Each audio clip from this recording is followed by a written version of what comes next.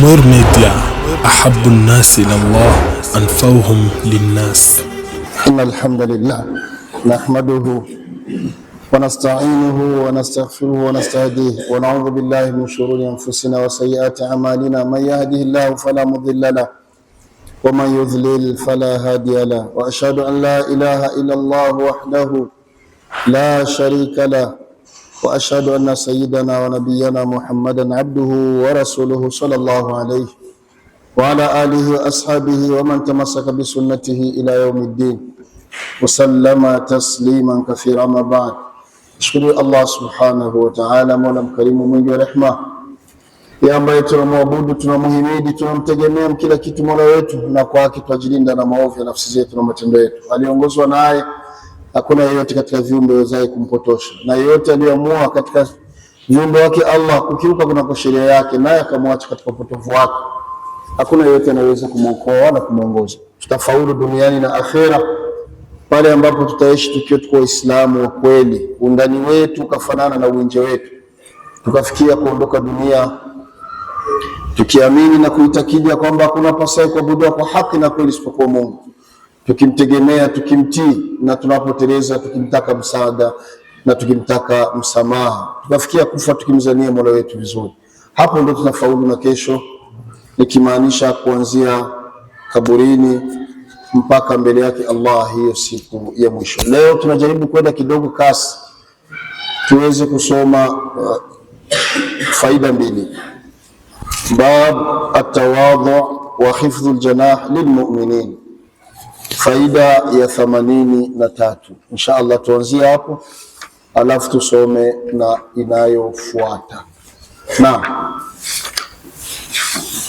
ikra wala. Bismillahir Rahmanir Rahim. Alhamdulillahi Rabbil Alamin, wassalatu wassalamu ala Rasulillahi sallallahu alaihi wasallam. Qala Shaykh rahimahullah, babu at-tawadhu wa khifdhu janahi lilmu'minin. Naam, ndugu zangu Waislamu, Uislamu ni dini nzuri, na mwalimu aliyekuja kufikisha dini hii mtume wetu Muhammad, mbora wa viumbe na manabii, profesa wa umma, yule ambaye Allah alimsifu na sifa alizomsifu Mungu za tosha aliposema Mwenyezi Mungu, wa innaka la ala khuluqin adhim, hakika Muhammad una tabia iliyokuwa nzuri sana, imevuka mipaka. Lakini pamoja na hivyo, kana mutawadhian, mtume wetu Muhammad sallallahu alaihi wasallam alikuwa katika tabia zake nzuri ni mwenye kujishusha, mwenye kujifanya wa kawaida sana, alaihi salatu wassalam. Bali imepokelewa kwamba kutokana na namna mtume alivyokuwa anajikamata, ilikuwa inafikia hata baadhi ya nyakati amekaa msikitini na maswahaba zake. Zama za mtume hakuna hivi eti atakaa kwenye kiti na kuna meza, hapana, anakaa chini, amekaa na maswahaba wamemzunguka, na hiyo mmoja wapo. Wanakuja wageni, wanauliza baada ya kutoa salamu, wanauliza man minkum Muhammadan, man minkum Muhammadan, kati yenu Muhammad ni nani? Muhammad ni ndiye hagati yangu. Mimi nadhani kwa ulimwengu wa leo na dunia penye tumefikia, hata ukiingia sehemu pako mkutano, kiongozi tu unamuonaga kwa macho, huyo ndio kiongozi huyo. Kwanza anapoikaa hakai mwingine, sio kisina kwa hivyo kimbele mbele sana, na wakati mwingine kuna wakati hata vazi analovaa sio ile la wengine. Lakini mtume alikuwa anajifanya wa kawaida sana, na akatuahidi mtume wetu Muhammad kwamba mwanadamu yoyote, hiyo sio tu Muislamu, kila binadamu yoyote, man tawadha rafahu Allah, atakayejishusha akajifanya wa kawaida, Allah atamuinua utajo wake na heshima yake. Haina haja mtu kutaka uonekane wewe ndio, haina haja, haina haja. Wewe jikamate wa kawaida. hata kama ukiwa na neema miongoni mwa neema moja katika neema tatu, Maana neema ziko nyingi sana, lakini ziko neema tatu ndizo zinachukuliwa kuwa ni kubwa na ni bora kuliko zingine. Allah tujalie Waislamu wote tusipate. Neema ya kwanza, neematul ilm. Allah akikupa elimu na hasa ya dini, wallahi ni neema iliyokuwa kubwa sana, kwa sababu Mwenyezi Mungu hampi kila mtu. Wako wengi sana ambao wamefanya juhudi, wameitaka, lakini Allah kuwafungulia. Na wako wengine tu acha tu nijaribu tu, kumbe Allah amekuchagua. Na hata akikupa elimu ya dunia, ukawa na elimu, naposema elimu si kusudia sekondari, sio sana huyu jamani. Elimu pale ambapo mkikaa mwenzako unasema unamwona yule jamaa, hapana mchezo, ile ni biblioteki natembea hapa. Yule jamaa hapana mchezo pale, amesoma, amebukua. Elimu ni moja miongoni mwa neema. Neema ya pili, neematul mali. Allah atupe maji, pato ni neema pia, kwa sababu na kwenye mali Allah hampi kila mtu. Allah anampa yule ambaye yeye ameamua kumpa, na kuna wale Allah amewapa mpaka wenyewe waliopewa hawajui hata mali zao ni kiasi gani. Yarzuku man yasha bighairi hisab. Neema ya tatu, neematil mansib. Cheo. Cheo ni neema na ni dhamana. Sawa jamani? Cheo chochote kile ni neema, na ndio maana ukiwa na yote mwezi wa tatu hautakosa kukuhusudu. Ukiwa na mali watakuwepo wenye watakuhusudu. Jamaa anajitiaga, anajivuna, anajiona, na wengine watatamani hata zihame zitoke kwao ziende kwa, na wengine watatamani basi uharibikiwe hata kama yeye hazipati na ulikosa. Wako nyoko, na hao ndio tunataka mahasidi. Yaani ukifanikisha yeye linaniga, ugonjwa mbaya sana. Na ukiwa na elimu hivyo hivyo, kuna wengine watachukia kwa nini wana elimu? Kwa nini watoto wake ndio wanaanza masomo? Kwa nini watoto wake ndio wamesoma tu? Usione wengine wanajifunza kuwapa na vitimba na kuharibu. Sawa jamani? Na ukiwa na cheo, kuna wengine watajifunza uwe ima kwa sumu, ima kwa silaha, ima. Sasa Allah akikupa yote katika hizo tatu, alafu unajifanya simple, mtu wa kawaida sana, Allah atakuinua. Wallahi atakuinua. Mtume wetu Muhammad kwenye hili la tawadhu, ukitaka unielewe vizuri, kasome historia ya mtume mwaka wa 8 alipouteka mji wa Makkah al-Mukarram, Fathu Makkah, ndani ya mwezi wa Ramadhani. Mtume anaingia kuuteka mji wa Makkah. Baada ya miaka 8 ndugu zake Makureshi walimfukuzaga Makkah, mtume kahamia Madina yeye na maswahaba. Alafu anauteka mji wa Makkah, yuko na jeshi kubwa, karibuni na jeshi 10,000 na zaidi. Alafu anaingia, yuko juu ya ngamia yake. Wakati huyo ngamia yuko kama gari. Makureshi wameruana tena, wamekatazana, wanasema hapa tukiinua kichwa tunakwisha. Maana zama hizo jeshi 10,000 penye linaingia hapana mchezo, ndio NATO ya leo. Lakini Mtume Muhammad sallallahu alaihi wasallam anasema, Abdullah ibn Mas'ud aliingia mtume yuko juu ya ngamia, namna tu alivyokuwa amekaa kwenye ngamia alayhi salatu wassalam, alikuwa ameinama kiasi ambacho utasema kichwa chake kinataka kugusa kwenye mgongo wa ngamia. Bi abi wa ummi, ndio mzazi. Anauteka mji, ameshinda vita, Allah amemjalia haji, ameinua kichwa kuonyesha kwamba mimi ndio mimi. Hapana, yuko juu ya ngamia, lakini anakuja kichwa kibeinama mpaka kinataka kugusi kwenye mgongo wa ngamia. Makureshi wako wanatetemeka, huyu tulimtesa, au Waislamu yuko nao na mbele jeshi lake, tuliwanyang'anya mali zao, tulibomoa nyumba zao, tulijipa vyao, wengine walikufa. Leo wamerudia, ndio wanauteka mji. Sisi tutakuwa wanani? Wako wanatetemeka. Lakini mtume wetu Muhammad sallallahu alaihi wasallam anaingia, anafika kwenye Al-Kaabatul Musharrafa, anateremka mwenyewe, anaingia ndani ya Al-Kaaba. Palikuwa masanamu 360, analigonga limoja baada ya lingine kwa fimbo yake, wa qul jaa al-haq wa zahaqa al-batil inna al-batila kana zahuqa. Anasoma aya hiyo, sema kwamba haki imekuja na batil itaondoka, na kwa hakika pindi haki inapotawala batil lazima iondoke. Sanamu inadondoka moja baada ya nyingine, maswahaba wanakusanya, wanatia pale nje, yanapigwa moto. Makureshi wako wanatetemeka pale ambapo walimtesa mtume, alafu mtume anageuka na watizama. Wakina Umar ibn Khattab radhiyallahu anhu, wakina Ali ibn Abi Talib na wengi miongoni mwa maswahaba wanasubiri tu amri ya mtume awaambie fanyeni hivi ili wamalize. Lakini mtume aliwageukia wale walikuwa wanamtesa juzi na jana na majuzi miaka ile, anawaambia kwa sauti la chini, ya maashara Quraish, enyi kundi la Makureish, maana kabila lake, madha tadhunnuna anni fa'il bikum, hivi mnazania mimi nitakufanyeni nini kwa huyu muda? Baada ya yote mlikufanyia mabaya, mnazania nitakufanyeni nini? Wako wanatetemeka, wanamjibu, wanasema akhul karim, wewe Muhammad ni ndugu yetu, tena uko mkarimu sana. Wabnu akhil karim, rusasi ulivyokuchuma na baba yako Abdullahi alikuwaga pia mkarimu.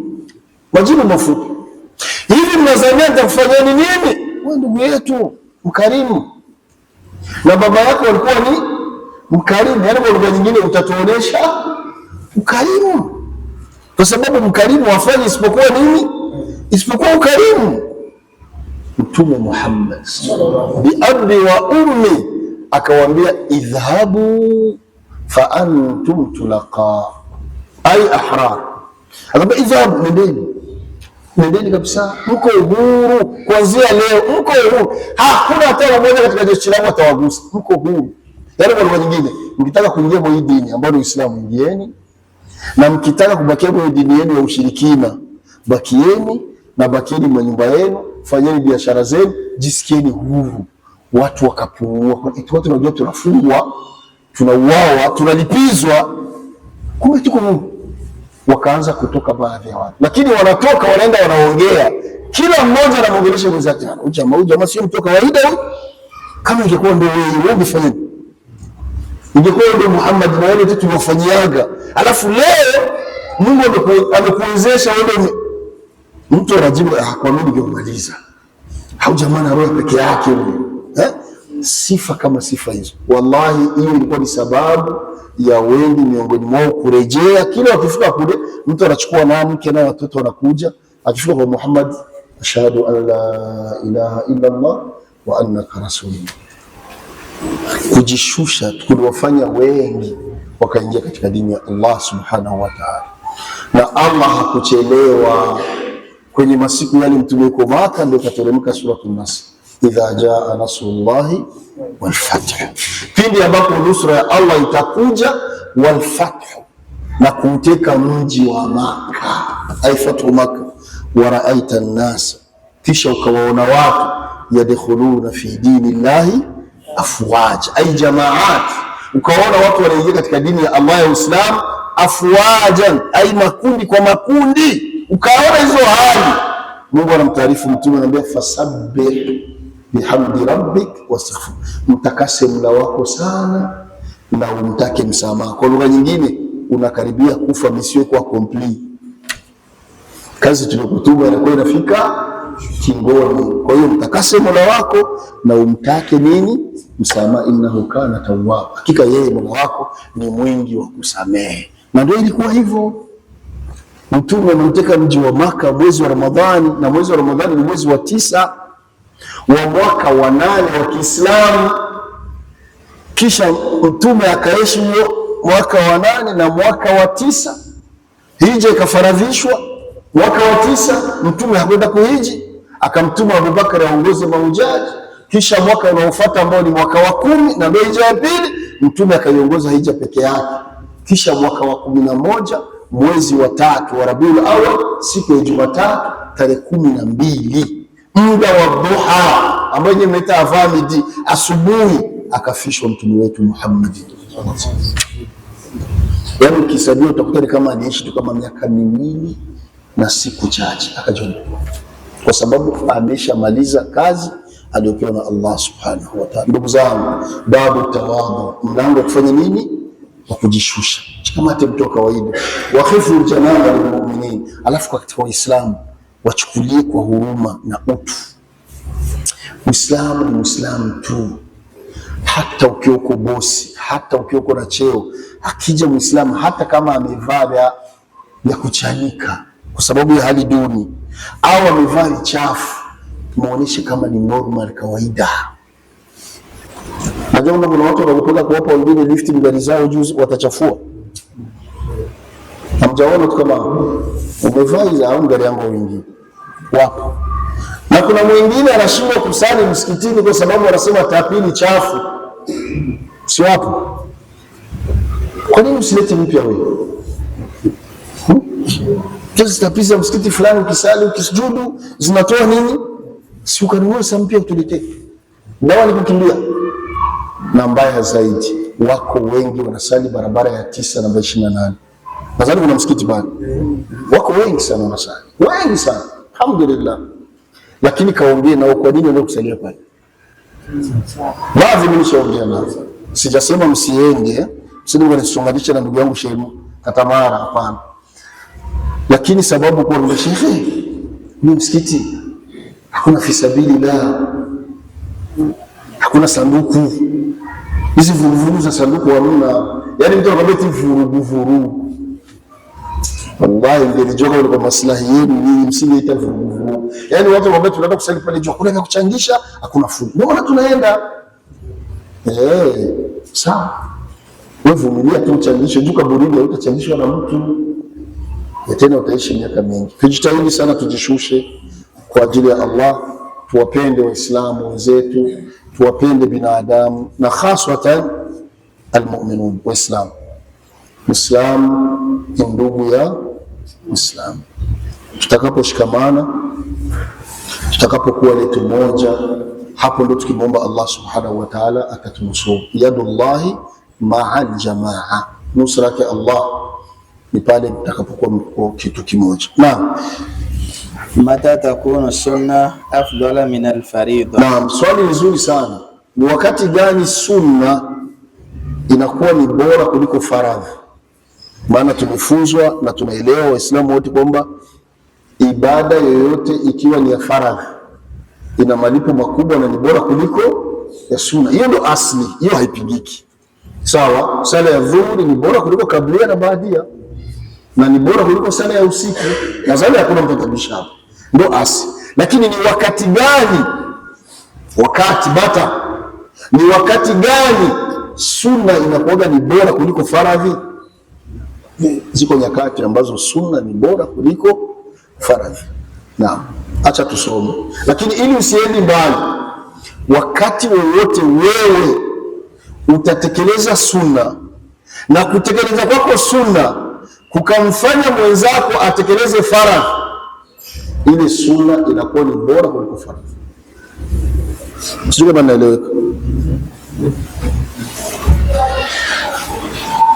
Asli faradhi ni bora kuliko sunna, hiyo inajulikana na haitabadilika.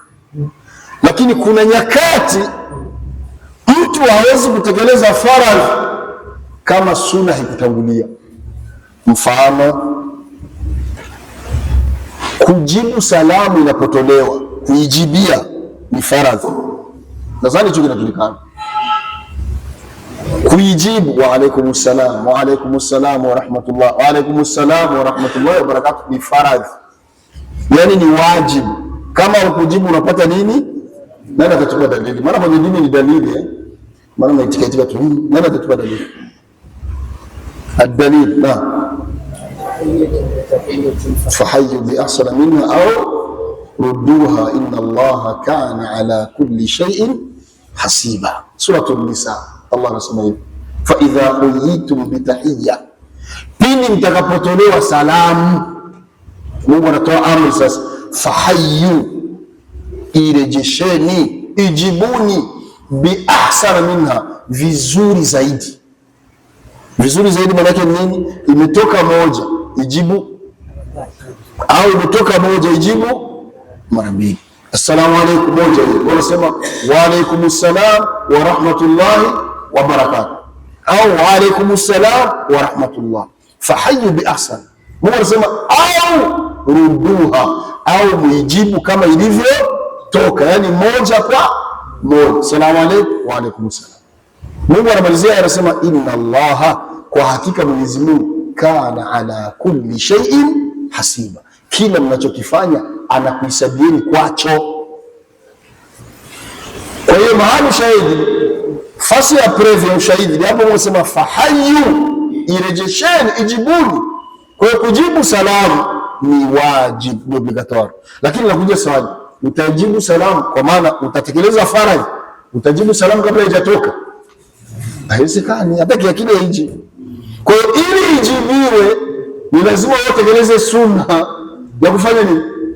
Ya kuitoa. Kwa hiyo kuitoa salamu ni sunna. Maana kuna watu wanao tabia, mbona ututolee salamu na msingi? Kwani ni wajibu? Nadhani makundi yako sawa. Kwani ni wajibu wewe pokea? Sio lazima. Huyu anakuwa wajibu, yeye anasema kwa sababu hapa hii sunna ni bora kuliko ile faradhi. Ubora wake unakuja wapi? Kwa sababu hii sunna imepelekea faradhi kufanya nini? Kutekelezwa.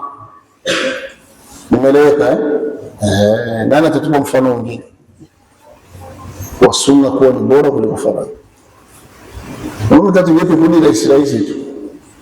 Nani atatupa mwingine mfano? Mbona iko mingi tu. Baba, mtu anaweza kufanya walima jao. Inawezekana? Jamani, inawezekana? Haiwezekani. Walima ya harusi ni lazima umeoa. Sio hivyo? Kuna mtu anaweza kama mimi nataka niwalishimize watu, lakini chakula cha walima, sio chakula tu msosi, walima. Lengo lake kubwa sio starehe za mke, sio lengo lake kubwa na nia watu wale chakula chake cha walima. Kwa hiyo lazima kafanye, lazima aoe. Na waifu mara nyingi wajengaji kaka, anaoa, anafanya walima, mnakula, mkimaliza siku chache anaacha. Sasa mfuko kwenye lengo lake. Allah tulinde na tulinde sote. Naam, soma.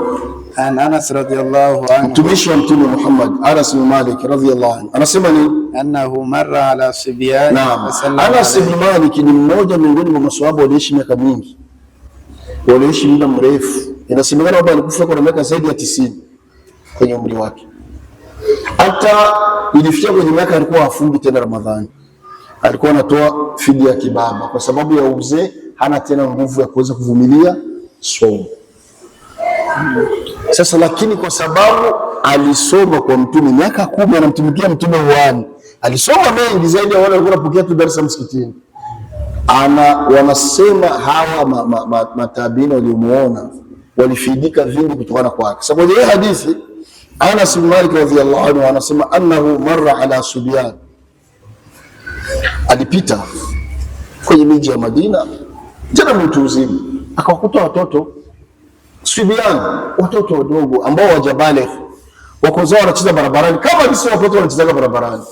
Na Anas ni swahaba, na Anas tayari umri umekwenda, ni mtu mzima kiumri, watoto wako wanacheza barabarani. Alifanya nini? Fasallama alayhim, akawatolea salamu watoto wadogo, salamu alaykum wa rahmatullahi wa barakatuh. Watoto wajibu wa alaykum salam wa rahmatullahi wa barakatuh. Kisha anawafunza matabi'in, wanafunzi wake, anawaambia nimefanya hiki kitendo. Anasema kana nabii yaf'aluhu, mtume alikuwa anafanya hivyo. Yani mtume zama zake alikuwa akipita akiwakuta hata watoto wadogo anawatolea ndio simu kwenye eti la kanuni. Bali wakati mwingine anakuja kama ni mzee kana nisalimie, sio hapo. Na kuna wakati kutoa salamu anamwambia bado hujamaliza, Niamkie shikamoo. Na kuna wengine wakorofi, nishike na mkidevu. Lakini Mtume na ubora wake alikuwa anawasalimia watu. Kwa nini? Mtume anayajua yeye, tunafundishana, nikitoa salamu watajibu, na kujibu ni faradhi. Hii sunna mimi tangulia ni bora kuliko nini? Ananibigiza thawabu. Sisi wa leo sio hivyo. Hata mkiwa mkubwa akitoa mmoja, unasikia tu lingine bwana, kwanza kujibu ni fardhu kifaya. Akijibu tu mmoja ametoshelezea si wote. Wengine wanauchunga tu. Ndio wengi walivyo hivyo. Allah tulimishe mengi. Naam. قال شيخ ابن عثيمين رحمه الله في شرحه لهذا الحديث. نعم. السنة أن تسلم على كل من لقيت. نعم. ما هي السنة؟ السنة kwa dini yetu an tusallimu ala kulli man laqit. Sunna ni kumsalimia kila mwenye utakutana naye. Ndio sunna. Ukikutana na Muislamu salamu alaykum. Ukikutana na asiyokuwa Muislamu niliwe au gake. Ndio sunna. Usimpiti mtu kimya kimya. Uislamu hujatufunza hivyo. Lakini kuweni makini, mseme kusalimia wadada wa watu, wanawake za watu. Wala wanawake wasikutani na mwanaume kaka salamu alaykum. Sautul mar'ati awra. Sauti ya mwanamke ni uchi, hukumu yake kidini. Lakini kila mwanaume utakutana naye, sunna ni kumsalimia. Ni Muislamu mtolee salamu. Si Muislamu msalimie katika gisi mnasalimianaga. Sawa jamani. So ngozi watu kusalimia, sunna ni hivyo. Naam. Na katika dalili za kiyama Mtume Muhammad kwenye hadithi nyingine alisema ni pale salamu itakuwa ni kwa wale wanaojuana. Katika dalili za kiyama ni pale mtu hatakuwa anamtolea salamu mtu barabarani isipokuwa anaye mjua. Nadhani tumefikia kwenye hizo nyanja. Dunia yetu ya leo, mtu akutana na mtu ni salamu alaykum, manake anamjua, ima ni jamaa, ima ni mwenzake, ima ni hamjui, anapita. Na kuna wakati umevaa kanzu na kofia na yeye kaanza kufia, anakatiza. Au anaona katiza. Tena anaona kawaida. Subhanallah. Wakati kwenye sunna sio hivyo. Mtume wetu Muhammad alisema la tadkhuluna aljannata hatta tu'minu. Waislamu, Mtume anasema hamtoipata pepo mpaka muwe waaminifu wa kweli, wala tu'minu hatta tahabu, na mtoipata imani ya sawasawa mpaka mpendane kati yenu. Kisha kawauliza maswahaba, awala adullukum ala shay'in idha fa'altumuhu tahabbtum, je nikuelekezeni tendo jambo ambalo mkilitekeleza mtapendana? Kwa lugha nyingine, na mkipendana mtakuwa mmeamini ukweli wa kuamini. Maswahaba wakasema ndio. Mtume akawaambia afshu salama bainakum, toleaneni salamu kati yenu. Mkiwa na tabia kutoleana salamu mtapendana, na mkipendana mtajaza imani kwenye vifua vyenu, na itakuwa ni sababu ya kupata pepo. Allah tujalie sote tuipate pepo. Naam. Wa an tabda'ahu bisalam walau kana asghar minkum. Naam, na sunna pia Sheikh anasema an tabda'ahu bisalam walau kana asghar minkum. Na sunna ni kumtangulia mwenzako, kumtolea salamu hata kama ni mdogo kwako. Hata kama ni mdogo kwako, sunna ni yaani ukimwona salamu alaykum. Ukianza tukimwona salamu alaykum. Naam. Kwa nini? Lianna Nabii sallallahu alayhi wasallam kana yabda man laqiyahu bisalam. Alikuwa hivyo Mtume wetu Muhammad sallallahu alayhi wasallam. Yoyote akikutana naye Mtume anamtolea salamu. Wa huwa alayhi salatu wasalam akbarun nas qadran. Na hilo tunaamini sote kwamba Mtume ndiye mkubwa kuliko watu wote. Kiheshima, kiutu, cheo alichopewa na Allah, Mtume wa Mungu. Lakini pamoja na hivyo alikuwa kila akikutana naye anamtolea salamu. Wama dhali kana yabda man laqiyahu bisalam. Pamoja na hivyo alikuwa na kila mwanakutana naye anamtolea salamu. Naam. Wa anta idha badata man laqitahu bisalam hasalta ala khairin kathir. La shak. Na wewe ukiwa na desturi na tabia kila mwanakutana naye kimtolea salamu, ukianza kumtolea salamu hasalta ala khairin kathir, utazipata khairi ziko nyingi, kwa maana ujira wako utakuwa ni mkubwa. Kwa nini? Miongoni mwa ujira hapa kuna viwili. Cha kwanza minhu tibau rasul. Ujira wa kwanza utakupelekea upate sawabu nyingi. Kwanza umetekeleza sunna ya Mtume wetu Muhammad. Kwa sababu tumesema kwamba Mtume alikuwa na desturi kila anakutana naye anafanya nini? anamsalimia. Sababu ya pili itapelekea upate thawabu nyingi, umeuisha sunna ambayo wengi walikuwa wamesahau, kwa sababu wengi ni wakili yao ni kwamba mdogo anamsalimia nani?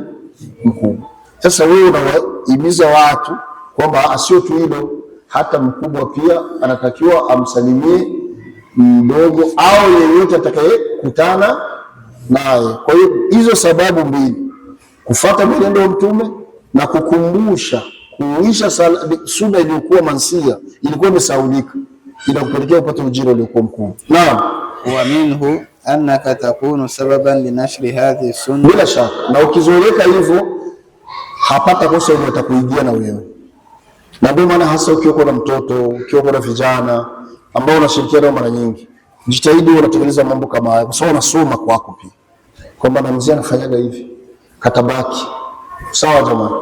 Unakuwa pia na wewe umeacha athari nzuri. Naam, allati matat inda kathiri minan nas, bila shaka hiyo sunna kwa wengi ni kama isha ondoka, ilishafariki, wengi waitekeleze. Wa ma'lumun anna ihya'i sunna yujaru al-insanu alayhi marratayn. Naam, ukiuisha sunna, ukikumbusha sunna iliyokuwa imesaulika, ni kwamba unapata malipo kwa Allah subhanahu wa ta'ala marratayn, mara mbili. Mara ya kwanza maratan ala fi'li sunna, naam, kwa sababu umetekeleza sunna, ndio sababu ya kwanza. Sababu ya pili, wa maratan ala ihya'i sunna, kukumbusha pia sunna hiyo. Allah tujalie miongoni mwa. Naam, wa minhu annaka takunu sababan fi ijabati hadha ar-rajul wa ijabatuhu fardu kifaya. Naam, na ile jibu letu sana ile swali kwamba wakati gani sunna ni bora kuliko faradhi, kwa sababu hapo unapokuwa umeanza wewe kutoa salamu na ni sunna, wewe unakuwa ni sababu ya yule kuitekeleza ile faradhi ya kufanya nini, ya kujibia salamu ile. Naam, fatakunu sababan fi ijadi fardu kifaya min hadha ar-rajul. Naam, bila shaka. Walihadha kana ibtida'u salam afdal min ar-rad, bila shaka. Na ndio maana Sheikh anasema walihadha, kutokana na hiyo ibtida'u salam, kuanza kutoa salamu ni bora kuliko kuijibu. Kwa wengine na tumesema kuanza kuitoa ni sunna, kwa hiyo ni bora kuliko faradhi. Naam, wa in kana rad fardhan, hata kama kuijibia ni faradhi, lakini kuanza ni bora. Naam, lakin lamma kana al-fard yanbani ala hadhihi sunna, kanat sunna afdal min hadha al-fard. Naam, pamoja na kujibia ni faradhi, lakini kwa sababu faradhi haiwezi kutekeleza mpaka hii sunna kwanza kuitoa itangulie. Kwa hiyo hii sunna inakuwa ni bora kuliko hiyo nini, hiyo faradhi. Allah atulimishe mengi ndani ya hiyo. Ibn Nyamur Media, ahabbu an-nasi ila Allah anfa'uhum lin-nas.